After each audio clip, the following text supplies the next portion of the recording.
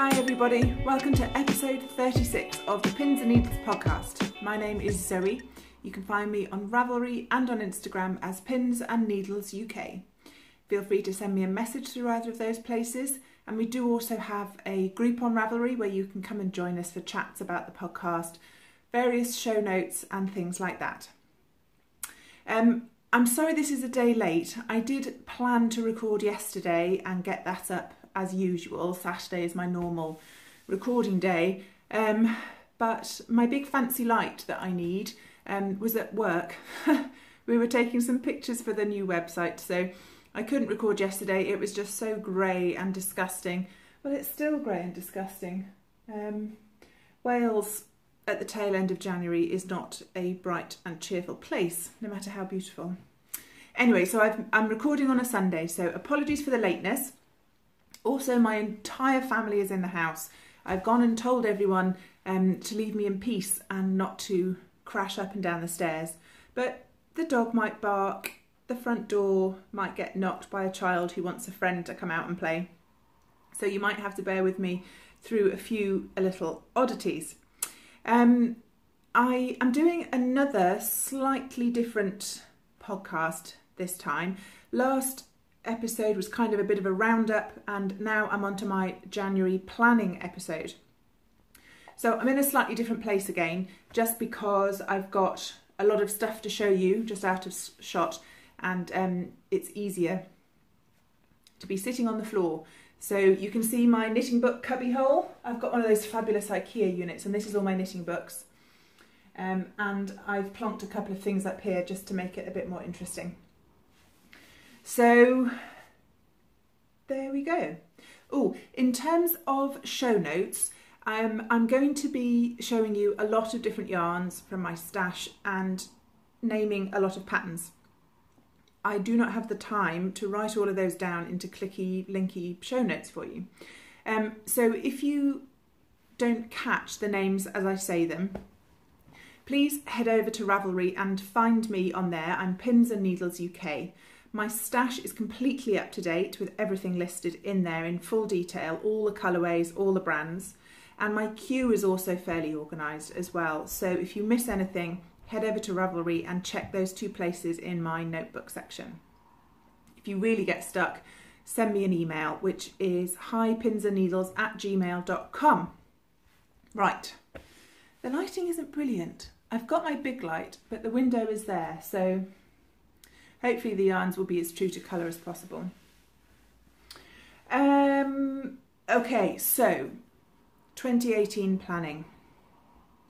I am a very, very busy person. I have a lot of children, a big house, my own business, a bit of a social life, although not a huge social life, and the desire to knit lots and lots of crafty things. So I had to have a strategic think about my crafting goals for this year. Now, I do always do a big think in the start of January. For the last several years, I do what I call my annual stash toss. And the first day that the kids go back to school in January and that Dave goes to work and I have the house to myself, I go through all of my stash. So I'm used to doing that, but I did feel that this year, because I really want to push my design work, I needed a really big, detailed, planned crafting plan for 2018. So I'm not usually quite this organised, but I think that the only way I'm going to come out the other end of 2018 having achieved anything except vanilla socks and a blanket square is if I actually had this massive think, got everything in place at the start of the year, and then tried to see all of that through. So in terms of my big thinking areas, there were sort of different things I needed to incorporate into this plan. First of all, I wanted to try and focus on the yarn I've already got. I have lots of lovely yarn, and I do not have very much spare money at all for spending on any more. So I don't know if you've heard the phrase cold sheep. That just means not buying yarn. Or stash appreciation, which is a phrase I heard from Lee of the Luli podcast. I quite like that. It's less about denial and more about enjoying what you've already got. So cold sheet, stash appreciation, definitely top of my list for this year. Also gift knitting. I don't knit gifts for a huge number of people, but the people I do knit for really enjoy the things I make and look forward to them and appreciate them very much indeed. So gift knitting isn't a huge proportion of what I do, but it is very important. Then there's personal knitting, things I really want to knit for me. And finally, design knitting. Now, I published 2 patterns last year, my Beach Hut socks and my Jackson's Bay cowl. And probably it took me 7 months. I was designing for only 7 months, the last 7 months of last year. And I released those 2 patterns. They all did quite well, better than I was expecting, and thank you to everyone who bought a pattern or just cheered me on. But I do want to churn out some more designs. I've got so many things in my head and yarn waiting to be cast on, and every time I take Jim the dog for a walk I see something else that needs to be knitted, a colour, a landscape, a texture. So I really want to do quite a bit of designing this year. So that all needed planning as well. So what I started with was what I call my annual stash toss. And if you follow me on Instagram, you will have seen a picture of this. I will try and see if I can put one in here. I don't know if I can do one of those fancy pictures in the corner or if it will just have to be full screen, but I'll try and put one in. Here's my stash in all of its glory on the bed. We've got heaviest yarns at the top all the way down to whips at the bottom. So I tipped out every single ball of yarn from my stash onto my bed, and I organise it, and I start with the biggest, thickest yarns at the top by the pillows, all the way down to fingering and then lace weight at the foot of the bed. And I made sure I found all of the yarn in the house, even projects on the needles. Everyone has the odd half a ball left on a cupboard shelf somewhere. So I corral all of the yarn and I lay it all out and I see what I've got. I did take a picture of this and I find it very useful. I keep that on my phone, so I've always got it as a reference. And once I've laid it all out, I make sure that it is all correctly logged in my Ravelry stash. It's a habit I got into very quickly after I found Ravelry, and it really is incredibly useful. If the whole idea turns you off, then by all means never bother. But it's so easy to see what you've got. So if you suddenly fancy knitting something with that purple yarn, you can click on your stash and see exactly how many meters you've got, and you can follow the pattern suggestions that Ravelry provides. Or if you are out and about at a yarn show and you are about to buy your third quantity of grey sweater yarn, you can jump on your phone and say, no, I've got some of that. What I actually need is cream yarn for contrast socks, heels, cuffs, heels and toes, whatever. I use that a lot. So I make sure that everything is updated, that I've got pictures. I do take my scales up, my kitchen scales, and I weigh things. I mark things down as all used up if it's a tiny bit, you know, if it's under 20 grams of anything, basically, I class it as all used up. And I do have a couple of sort of catch-all bags for scrappy ends. So that is my starting point. So as I said, do head over to my Ravelry stash page, nose around as much as you like. You can see what I've got. And that is what I'm working from this year. As I go through my yarn, I do think about if I actually want to keep it. So there were quite a few large quantities of yarn that I decided against keeping. When my great aunt passed away, I inherited quite a few things from her stash. Nice yarns, really nice quality yarns, a little on the vintage side, but I skeined them all up, I washed them, I put them through the freezer several times in case of moths, and I bagged them all up separately just in case. And I decided that I don't think I'm going to knit with them. So I passed on quite a few things to Jenny of Owl About Yarn. There are a couple of little bits and bobs, you know, random bits of practice hand spun that I just chucked in the bin, I'm afraid. I couldn't see me using those. And then there's a few things that I've pulled out to sell. So at some point I'll list those for sale or trade on Ravelry. Excuse me. So then I ended up with the stash that you will find in my Ravelry notebook if you go there. So I knew what I had and exactly how much of it that I had. And then I do a similar process with my queue on Ravelry. My queue is enormous. I think it was 10 pages or so. And it's a mixture of inspiration, things I want to knit soon, things I want to knit someday, and I often have multiple patterns in there. So if I decide that I want to knit a fingering weight jumper, as I search through patterns, I'll add 4 or even 5 fingering weight jumper patterns to my queue with the intention of only actually knitting one of them. But I queue them all up so that when I'm ready to cast that sweater on, I've got a smaller choice to pick from. So I went through my queue and I deleted a load of stuff, added a few things in, and then I created a 2018 tab. I did the same thing last year. So I created a little 2018 tab in my queue, and for the patterns that I have, ultimately I decided I wanted to make this year, I added a 2018 tag so that I can just nip to that short bit of my queue, super easy to find what I'm looking for.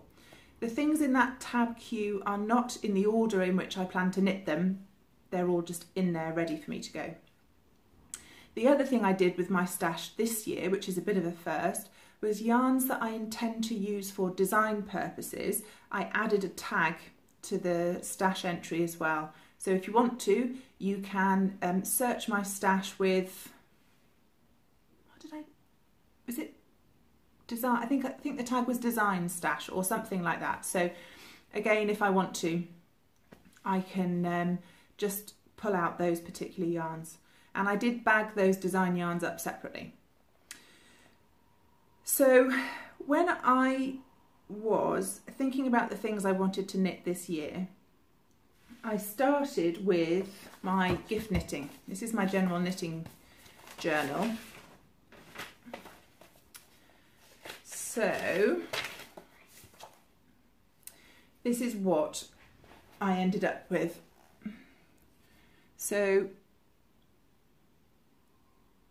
I've got things I want to make personally for gifts and things. I've got the 2 things that I have on my needles at the moment, and then things that new cast-ons that I want to have for this year. So in terms of gift knitting, the men in my life really love socks. So I need to knit my dad and my mum and my husband some socks. I need to knit Conrad some more fingerless mitts. He asked me to knit him a pair a couple of years ago and he always wears them. I can't believe he hasn't lost them, but he loves them and he just needs them a bit longer. He's grown, so he needs some more. I might knit Dave a sock head hat and a pair of gloves. He runs very warm, so he doesn't really wear the thicker hats that I've made him. So he quite liked the sock head that a friend knit for me, so I might knit him one of those. So I made a list of very general things, you know, man socks, fingerless mitts, and then I had a look to see what yarn I could use. And you can see I've got a need yarn column here, and I just put a ticker across, and I made some notes for if I wanted to use a particular yarn for that. In terms of works in progress, they're the things I've got up here. I've got my Blacker DK mittens up here from Ellie of Skein-Diz Knit Along. I haven't finished that yet. And then this is my long-term blanket that I'm knitting. I've showed you that the last time with my sock yarn, the mitered squares and things like that. Oh, I can hear Jim whinging outside the door. I think he's all right now. And then I made a list of things that I want to cast on. And again, these will all be in the queue that I mentioned before. So all of my cast-ons, for me, I already have the yarn for. I don't need any new yarn for that. Obviously my whips, I've already got the yarn. And in terms of personal knitting, the only thing I need is 2 balls of sock yarn that are appropriate for man socks. Dave and my dad are quite hard on their socks, so I wouldn't use nice indie dyed yarn. I need Opal, Trekking, Regia, something like that. So for all personal knitting, I need to spend about £16 this year, and that's it. So that makes me very happy indeed.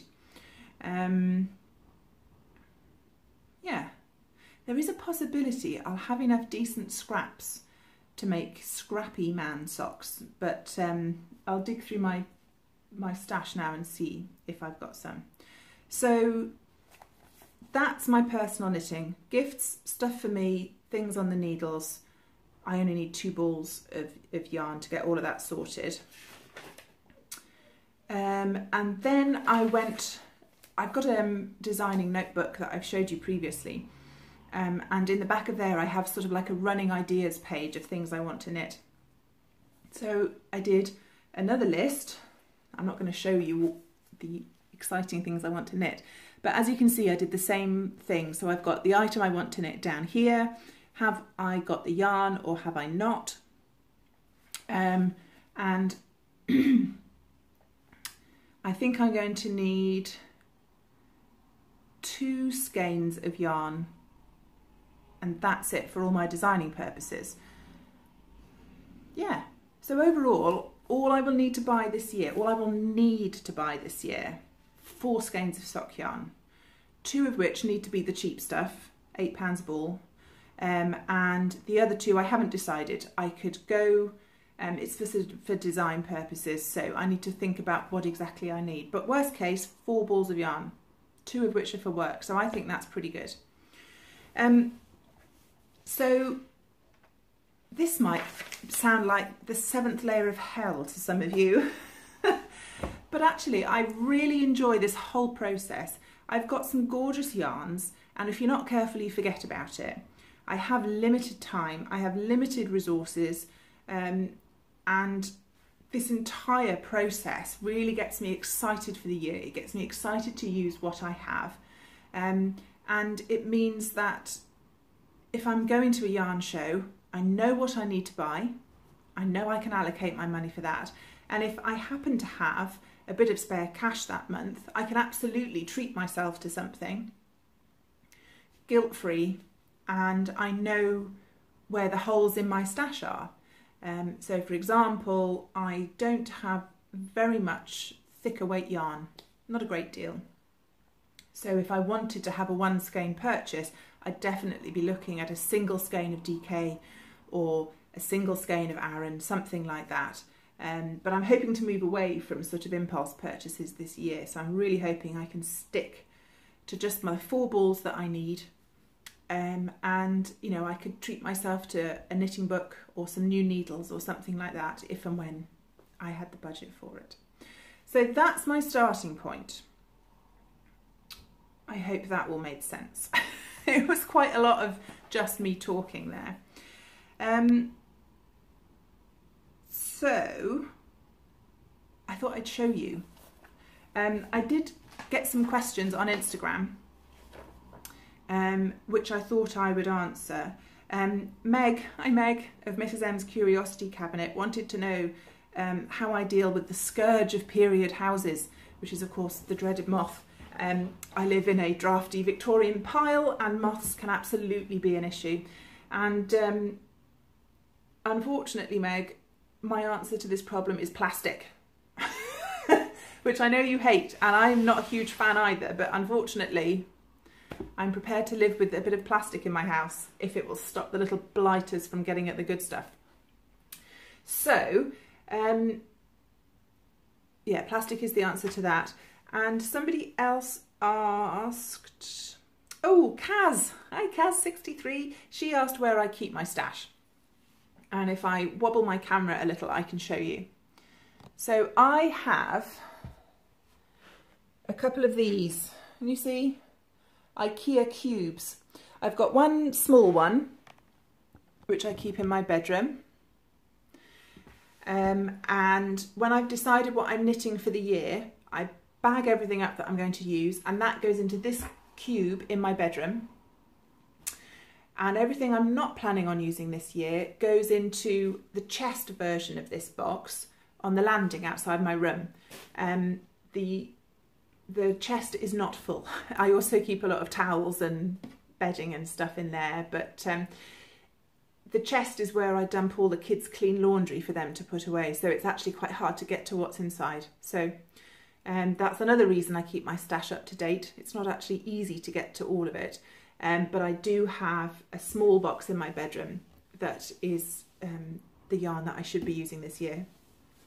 If any of you are trying to stash down, you know, I recommend splitting out the yarn you plan to use that year, because if you've got a large stash and you're finding it overwhelming, even if you knit like the clappers for a whole year, it might be hard to see the difference. But if you chuck all the yarn you want to use in the next 6 months even into one place, you will actually see it go down, which can be quite motivating, so maybe consider it. Okay, so what I'm going to do now is show you the yarns and how I've got them all bagged up. So this, I'm not going to dig this out of its plastic. This is some of my great aunt's mystery stash yarn, and I kept a few skeins to one side. It's a 4-ply weight, and that's going to be Dave's sock head and matching gloves. Ooh, now this is some of my deepest stash. And I did cast this on last year, but I immediately made a pig's ear of it and had to rip it out. I have had the Loden shawl in my queue for I don't know how long, and a fellow raveller bought the pattern for me as a gift. It's by Irina Dmitrieva for Brooklyn Tweed. And it's knit, unusually it's knit from the bottom up, so the cast on is something like 400 stitches.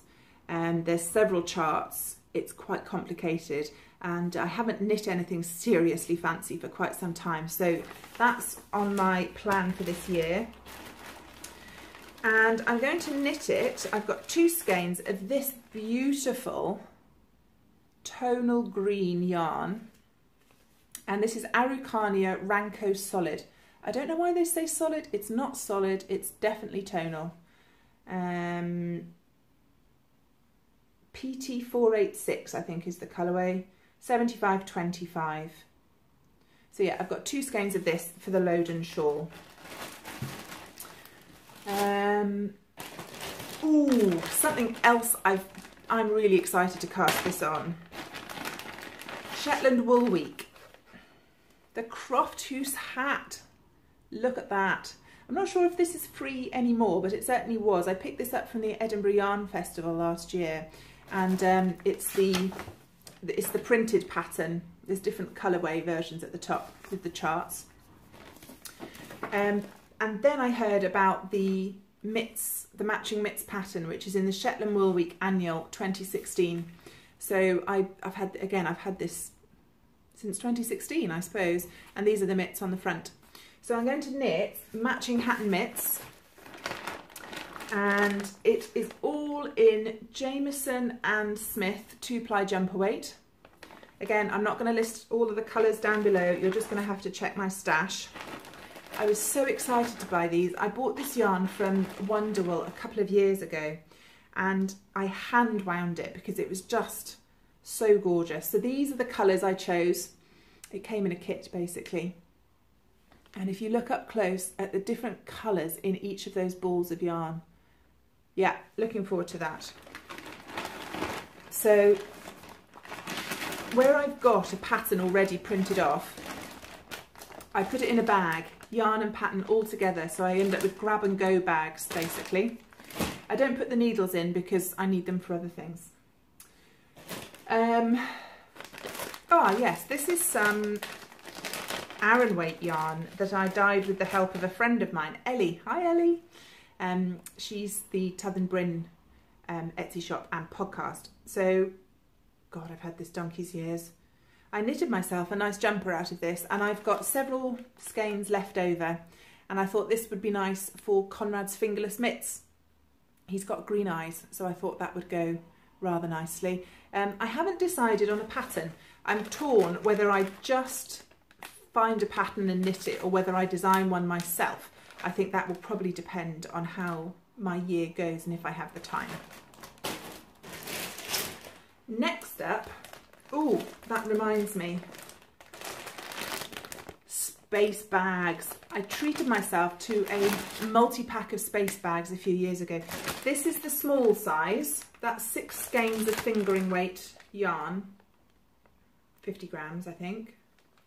Yeah, 50 gram balls of yarn. That's the small size. And they go up to an enormous size that you could put a body in. So if you're struggling for stash storage space, put my teeth in, do consider space bags. The smaller size, you do them almost all the way up and then you roll them up and it puffs all of the air out of the bag. So you're effectively almost shrink wrapping your yarn. And the really big ones have a special plastic valve, I suppose, actually set into the bag. You fill it up, you seal the top, and then you attach your Hoover hose and it goes like that and sucks all the air out, and it really does shrink it down. So I think most people use these bags for out of season bedding, you know, put your winter duvet in it to keep it clean and dust free until you need it again. But they're just nice sizes for sort of sweater quantities of yarn. Anyway, I'm always sad when it's summer and I have to put all my woolly knits away because it's too hot. Even in Wales, it occasionally gets too hot. And one of the very first patterns I ever bought was Littleton by Kate Davis. And this is just a lace and cable shrug. Very simple shape to it. And I think this is Debbie Bliss Rialto 4-ply. Colourway 22020. So I've got half a dozen balls of this. Really soft, it's merino. Really nice yarn. So that's going to be a summer shrug for me. Looking forward to knitting that. And purple will go with most of the things in my wardrobe, so that's bagged up, ready to go. This is a ball of Owl About Yarn sock yarn that I can't show you because it's for my mum's socks this year, so no peeking. Oh, here's another one of those space bags, and look, there's the plastic valve. You just stick your Hoover over the top and it somehow, yeah, it has a flap on the front. So you will have seen this yarn fairly recently. I don't have a huge number of knitted jumpers and I would really like some more. So when I was at Yarndale, I treated myself to the Yarndale tote bag. It's got long handles on it because I don't have a sweater size project bag. This is just perfect. And I treated myself to enough skeins of this to make myself the Dark and Stormy jumper pattern by Thea Coleman. I don't have the pattern printed off to show you, I'm afraid. But it's a sort of, I'm going to say cropped, but it's not cropped. It just sits where you're just below where your belt would sit on your trousers. So a shorter length cabled cardigan. It has a shawl collar. It's mostly stockinette, but with sort of a bit of cabling up the side of the button bands and a cabled back panel in the centre. So this is some navy because that's my neutral, so it will go with everything. Aran weight, and I bought it from Laxton's Mill in Yarndale, and so I think it's the same that they do for Debbie Bliss Aran, but obviously it's unbranded, but it's gorgeous, squooshy, soft stuff. So I've got a whole sweater quantity bagged up and ready to go in there. The amount of mess I'm creating to show you all of this is quite impressive. Next up is more Debbie Bliss yarn, and again in a great big space bag. And I'm going to knit the Stasis jumper, again by Brooklyn Tweed. I can't remember the name of the designer, but it's a yoked sweater. So this dark chocolate's going to be the main colour, bit of cream for the contrast yoke, and it's a stocking stitch crew neck jumper with just a simple band of geometric design around the yoke, and I think the cuffs as well. So I'm really looking forward to that. I thought a nice stocking stitch project with just a bit of fun at the top might be a really nice relief from complicated design knitting. So that's my plan for that.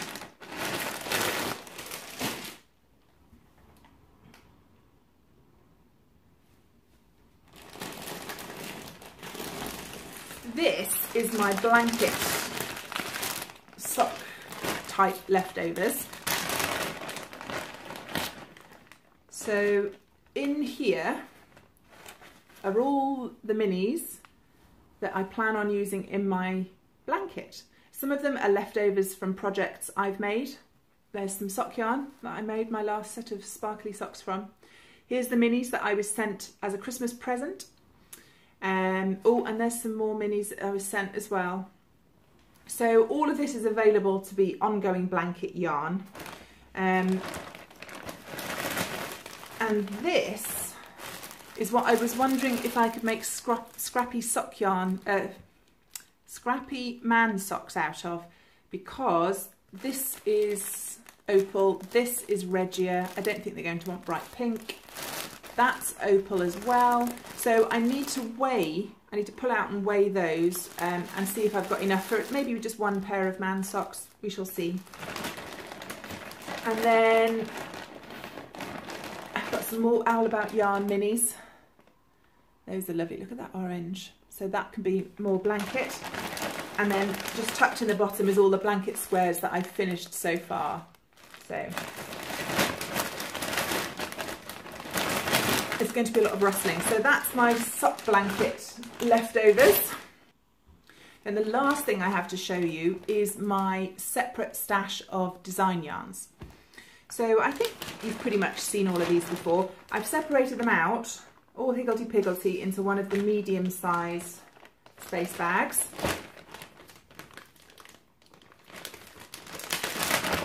So I've got 2 skeins of Black and Blue by Midwinter Yarns. Hi Estelle, if you're watching. And this, one thing I want to try and do with my design work is, where at all possible, include Welsh yarn. The more I knit, the more I learn, the more I'm interested in British yarn. So Estelle sourced this from a farmer up in North Wales, I believe. I love Blueface Leicester. It's one of my favourite yarns. This is the DK weight, 250 metres to 100 grams. And this colourway is Wizard's Hem. And this colourway is Eternal Dalek. And I just think they go beautifully together. So I'm wondering if I might make this some kind of shawl. I don't know, but they need to go together. The other skein is Triskelion Yarns Elmet Aran, which is 75% BFL, 25% Masham, 100 grams per 160 metres. I've never knit with Masham, but it's gorgeous. And this colourway is AODH, don't know. So there's another skein. Oh, 2 of my stash yarns that I pulled out for design work. So you probably won't have seen these. I picked up this skein of Wollmeister Twin 5 or 6 years ago. So that I think needs to be design yarn. That's an 80-20. I can't remember the colourway because it's all twisted into the label, but again, it's in my stash if you want to go and hunt it out. And then this skein of Sweet Georgia, is that the, no, that's the right way up. Sweet Georgia. I picked this up during the Great London Yarn Crawl a couple of years ago, and this is Tough Love Sock. It's an 80-20, 388 metres to 115 grams, and it's in the colourway Basil. So those are going to be design yarns as well, and I'm really looking forward to knitting these up.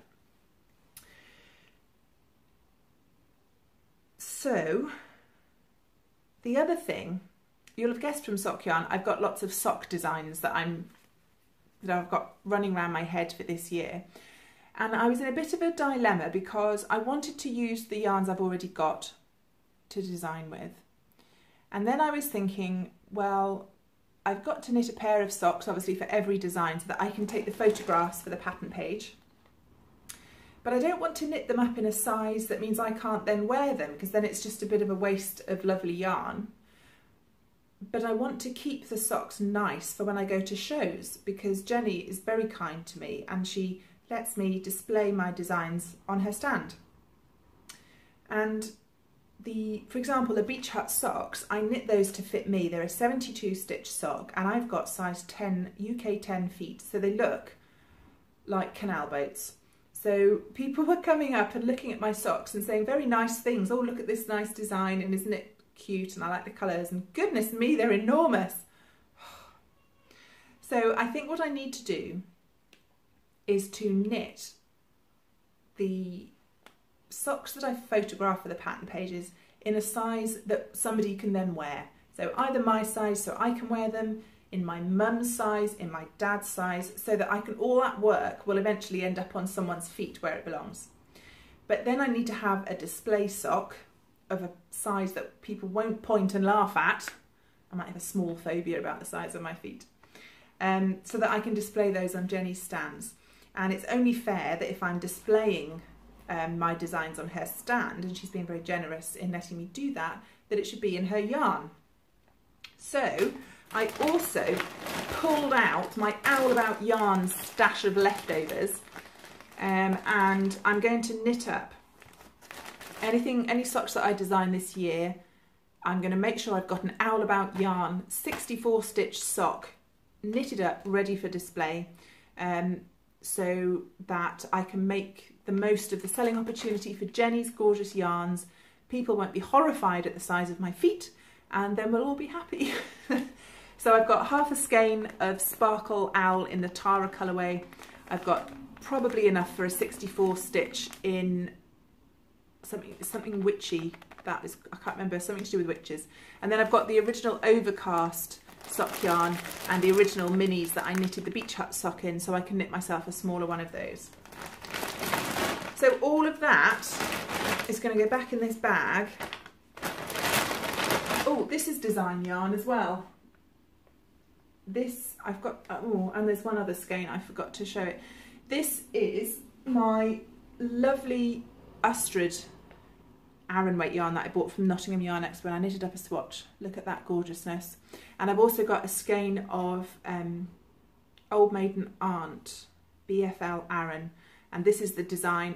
I'm very nearly finished the current design I'm working on. I should get that finished by the time I go to bed tonight. And then this is what's next on my needles, so that's why it's all balled up. So that would then be all of my design yarn.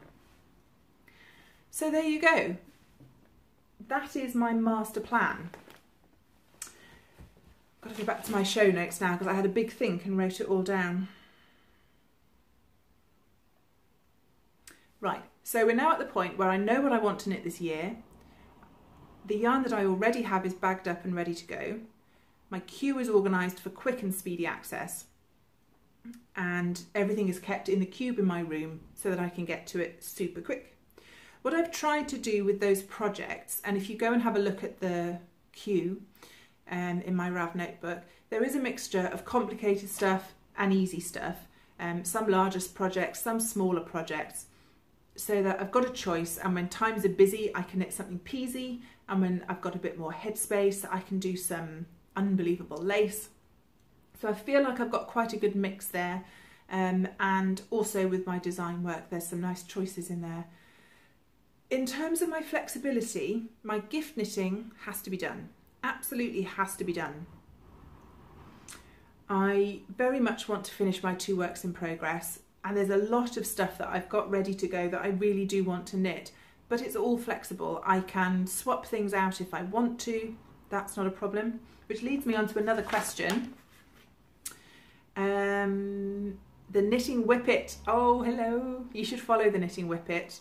She does do lovely knitting, but she also has a beautiful whippet. Lovely Stuart. Anyway, the Knitting Whippet asks, do you stick to your planned projects and using up stash, or are you tempted by bandwagony stuff? This is the first year I've gone into this level of detail. Normally I make a quick list, pull a few things out just as a jumping off point. But the years when I have done some organisation, I do tend to stick to it.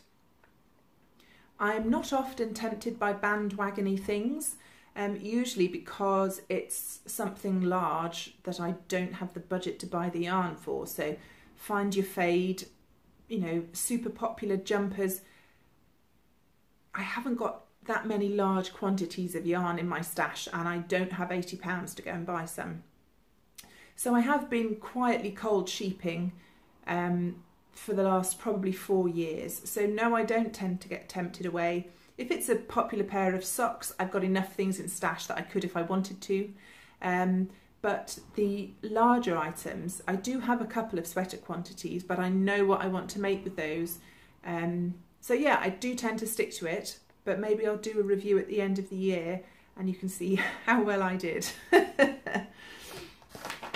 In terms of my design work, I showed you the design yarn, and I need to change how I do things a bit this year. 2017, I was just dipping my toe in the water, having a go, seeing if anyone would buy it, just getting used to the whole idea. I do want to push on a bit harder in 2018. So I showed you that I'd made a list of the projects I want to make and made sure I had the yarn for those.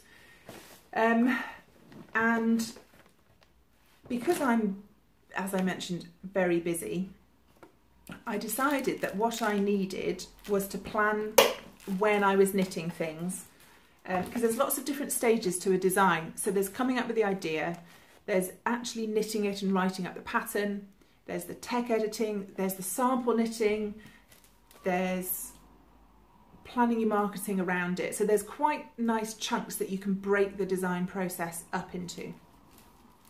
So what I did is I just hopped online, and I think I searched up 2018 calendar pages or something, and I printed myself off for every month of the year an A4 sheet with the date on. And as you can see, I've gone through and I've written in red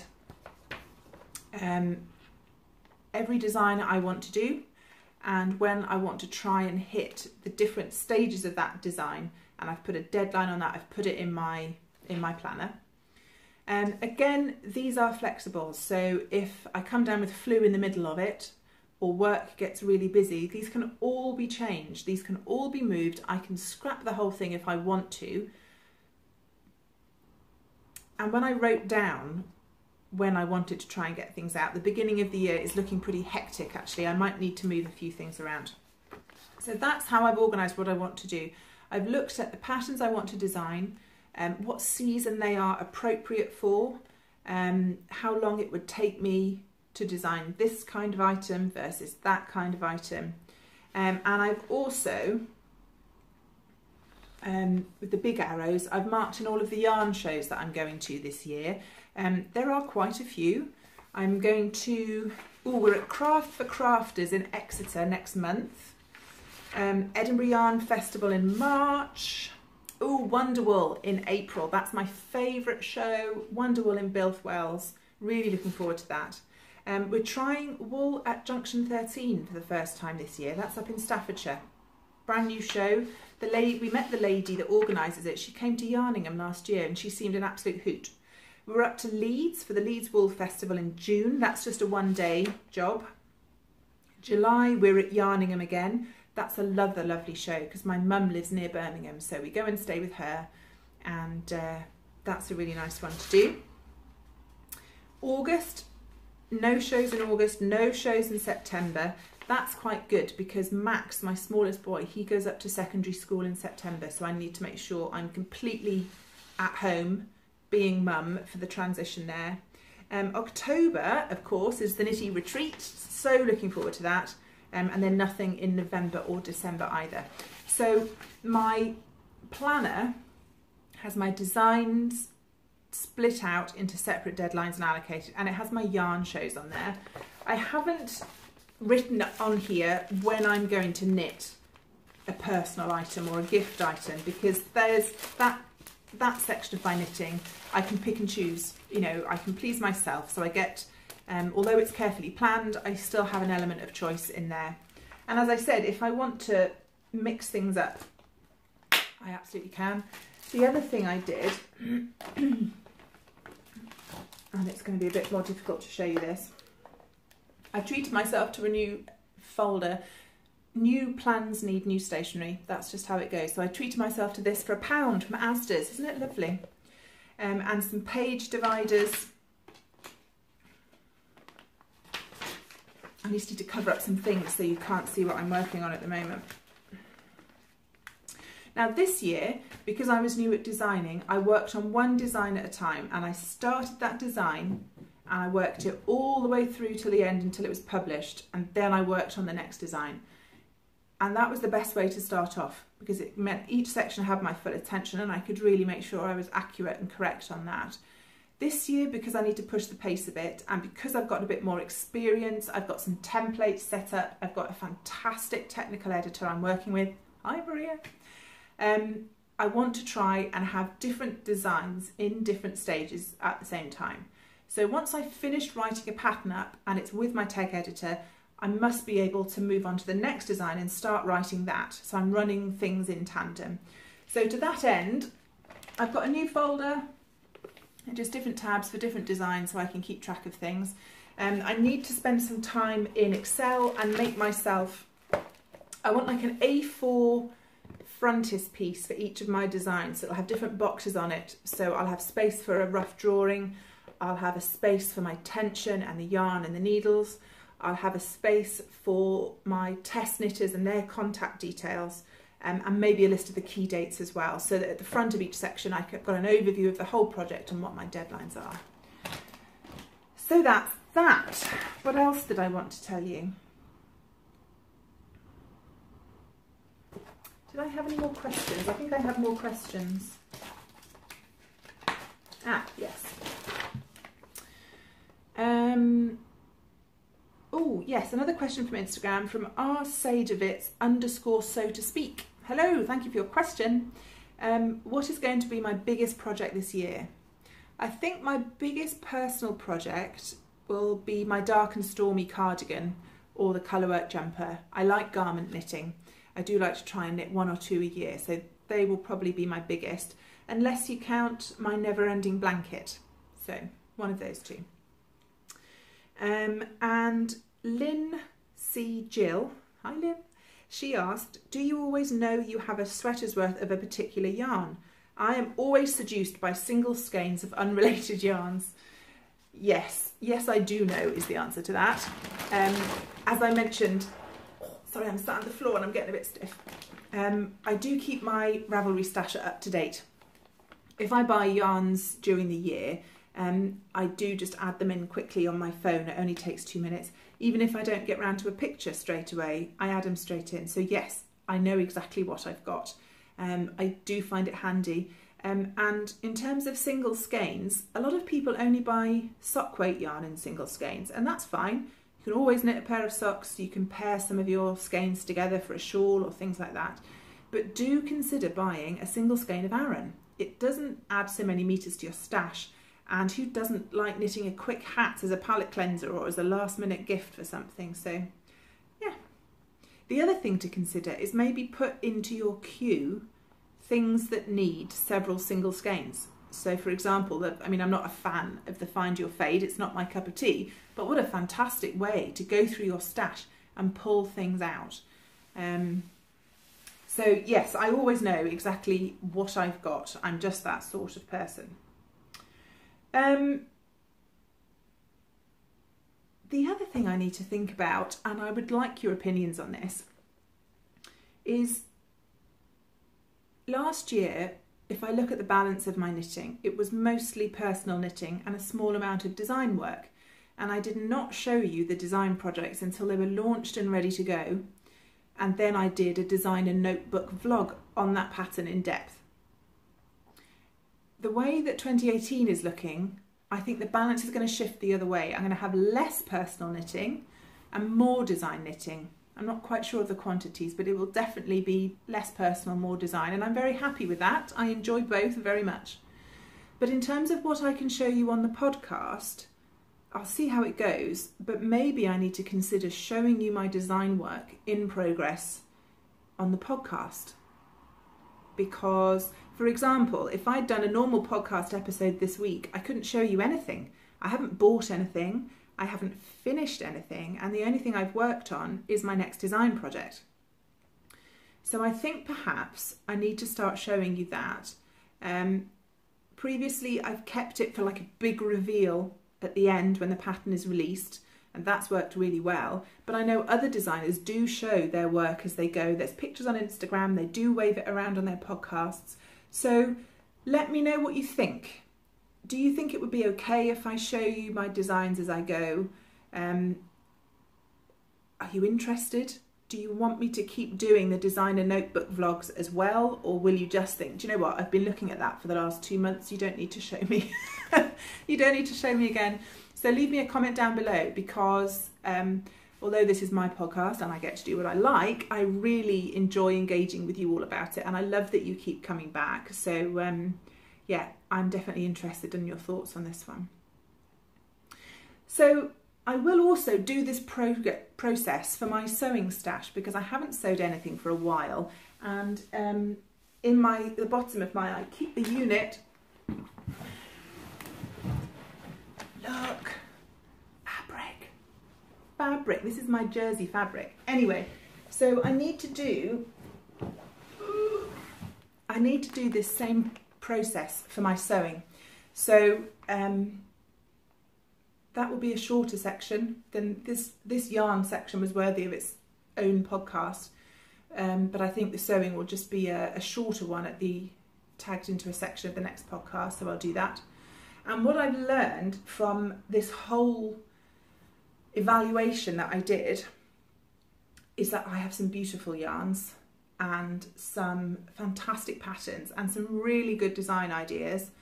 I planned it all out, it's in my sheets, and I am already seriously behind. And you know, I do need to, much as I love all of this, Dave and I need to earn a living. I need to focus on my business as well. That's very important. My kids need parenting. There's been a lot of parenting this last couple of weeks, which has been very exhausting. All good stuff, but I have a lot of demands on my time, and much as I enjoy my craft, and without it I would go completely insane, I do need to make sure my priorities are in the right place. So I've planned my Yarny adventure for 2018, but it is a very flexible, it's a very fluid thing. It needs to be enjoyable and it needs to be appropriate. So I reserve the right to change my mind completely. But yes, according to my plans, I'm already behind. So if you'll excuse me, I need to go and knit. Maybe tidy up first. Anyway, so I hope you enjoyed my 2018 planning. I thought some of you might be interested. Thank you very much for watching. Do check my stash page and my queue page on my Ravelry notebook for details of the patterns and the yarns. It is all in there. Give me a thumbs up and click subscribe. I'd love a few more subscribers. And I'll race you to the sofa to get knitting. I'll see you in a couple of weeks. Bye.